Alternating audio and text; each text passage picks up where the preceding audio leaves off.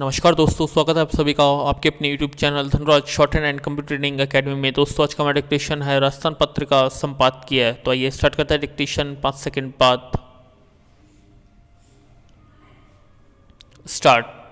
Centre for monitoring Indian economy CMIE के बेरोजगारी दर को लेकर जारी किए गए आंकड़े सचमुच चिंताजनक है। यह चिंता इसलिए और बढ़ जाती है क्योंकि देश में कोरोना संक्रमण की तीसरी लहर का प्रसार होता दिख रहा है। स्टॉप। पिछले साल के आखिरी माह यानी दिसंबर में बेरोजगारी दर को 4 माह के उच्चतम स्तर पर आंका गया है और चिंता की बात यह भी है कि बेरोजगारी शहरी व ग्रामीण दोनों क्षेत्रों में बढ़ी है। अर्थशास्त्र के जानकार यह दिलासा देने में जरूर जुटे हैं कि मजदूरों के खेतों की ओर लौटने पर गांवों में बेरोजगारी दर कम होगी, लेकिन फैलते कोरोना संक्रमण की मौजूदा परिस्थितियों में खासतौर से शहरी क्षेत्रों में रोजगार के नए अवसर तैयार करना बड़ी चुनौती के रूप में सरकार के सामने आने वाली है। पैरा। कोरोना के पिछली 2 लहरों के दौर में बड़ी संख्या में लोगों को रोजगार से हाथ धोना पड़ा था। यह तथ्य किसी से छिपा नहीं है। एक बात जरूर है कि जहां रोजगार के अवसरों का सृजन हुआ वहां बेरोजगारी दर कम भी हुई है। स्टॉप। ओडिशा, मध्य प्रदेश व छत्तीसगढ़ इसके उदाहरण हैं।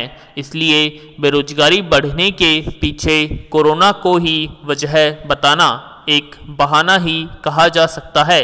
राजस्थान के पड़ोस में मध्य प्रदेश व गुजरात सरीखे राज्य बेरोजगारी दर कम रखने में कामयाब हुए हैं, तो हरियाणा के बाद दूसरे नंबर पर रहते हुए राजस्थान में बेरोजगारी दर में उछाल आया है।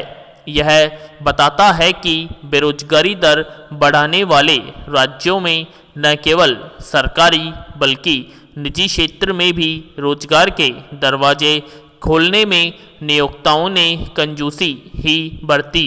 डिग्री, हुनर व काबिलियत के बावजूद युवाओं को रोजगार की तलाश में भटकना पड़े तो सरकारी नीतियों की खामी को ही जिम्मेदार ठहराया जा सकता है।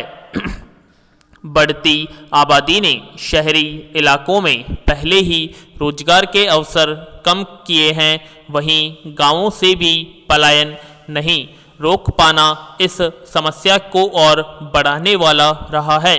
चिंता की बात यही है कि राजनीतिक दल अपने चुनाव घोषणा पत्रों में रोजगार के अवसर बढ़ाने के लंबे चौड़े दावे करते हैं, लेकिन सत्ता में आने के बाद इन्हें बिसरा देते हैं। सरकारी क्षेत्रों में नौकरी के अवसरों को तो जैसे ग्रहण सा लग जाता है।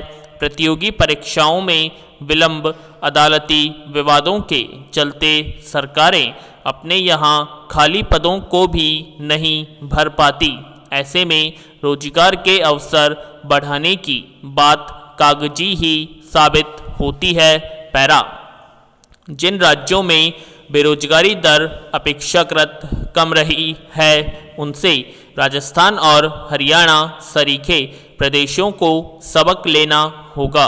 जरूरत है कि सरकारें तो रोजगार के अवसर बढ़ाए ही निजी क्षेत्रों को भी इसके लिए समुचित प्रोत्साहन दें। स्टॉप। पैरा।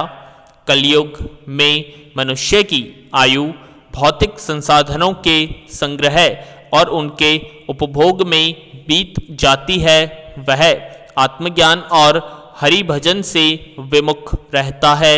यही उसके दुख का मूल कारण है। आत्मज्ञान ही सच्चा ज्ञान है।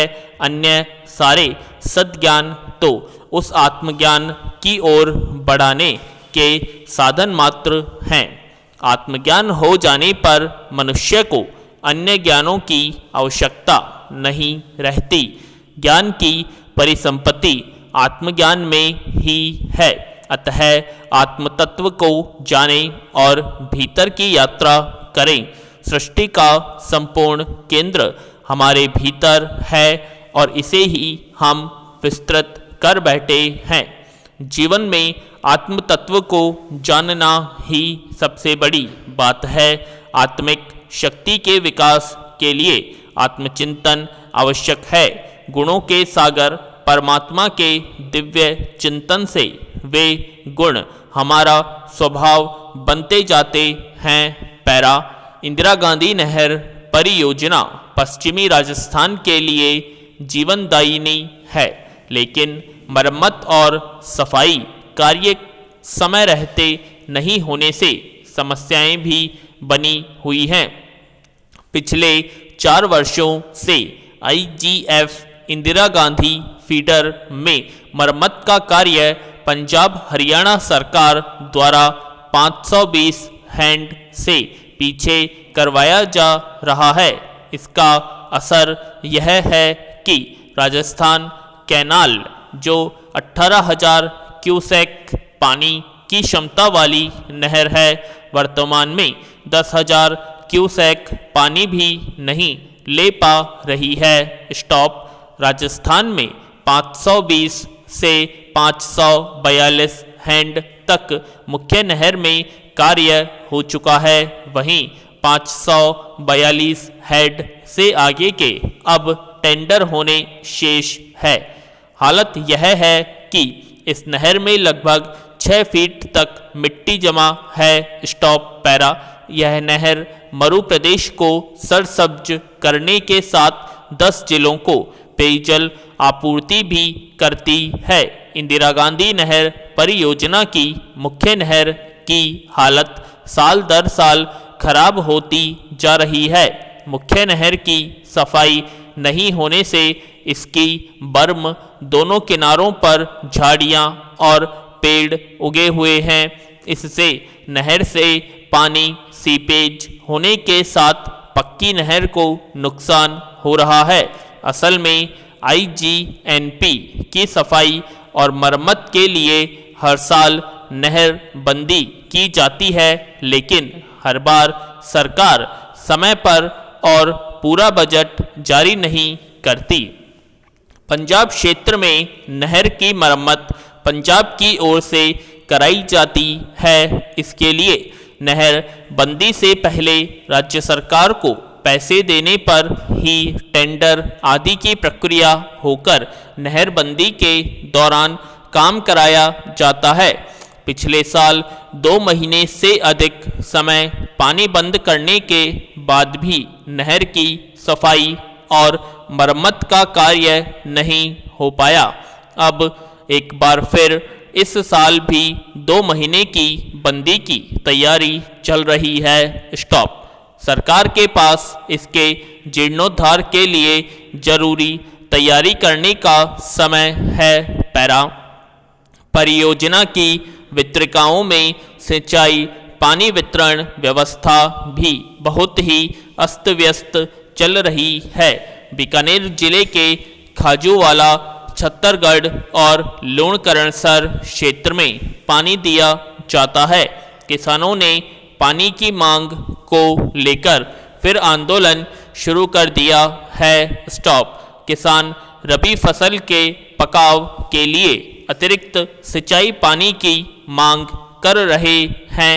किसानों का कहना है कि खेतों में खड़ी रबी की फसल पानी के अभाव में बर्बाद हो जाएगी, इसलिए सरकार को तुरंत प्रभाव से किसान हित में अतिरिक्त पानी दिलाना चाहिए ताकि खेतों में खड़ी फसल को बचाया जा सके।